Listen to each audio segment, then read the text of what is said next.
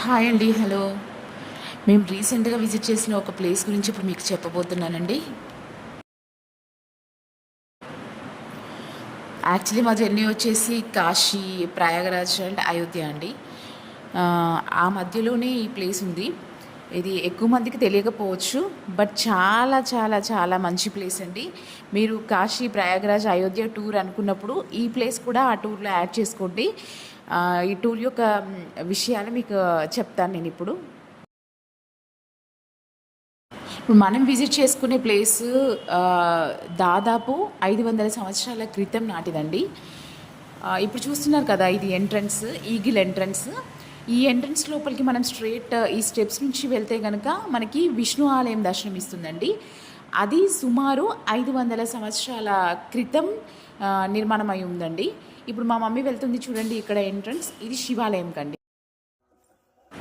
ఈ ఎంట్రన్స్ నుంచి దాదాపు 100 to 150 మీటర్స్ నడిస్తే మనకి మనం శివాలయానికి చేరుకోవచ్చండి. ఇది చాలా పురాతన దేవాలయం అండి. దాదాపు చెప్తున్నాను కదా, 500 ఏళ్ల క్రితమే నిర్మితమైన దేవాలయం అంట. ఇక్కడ ప్రజలు, మహారాష్ట్ర ప్రజలు ఎవరైతే ఉన్నారో వాళ్ళు చాలా అదిగా నమ్ముతారంట. ఇక్కడ సైడ్ కనిపిస్తున్నాయి కదండి ఈ చిన్న చిన్న కట్టడాలు. ఈ కట్టడాలన్నీ కూడా పూర్వం రాజులు వచ్చి ఇక్కడ బస చేసేవాళ్ళంట అండి. వాళ్ళ కోసం గెస్ట్ హౌస్ లాగా వీటిని నిర్మించుకున్నారంట. ఇవి టెంపుల్ లాగా కనిపిస్తున్నాయి కానీ కాదండి.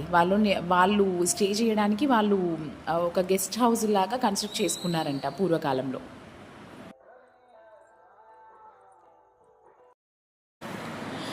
మనం చూడాలనుకున్న శివాలయానికి ఎంట్రన్స్ అండి ఇది.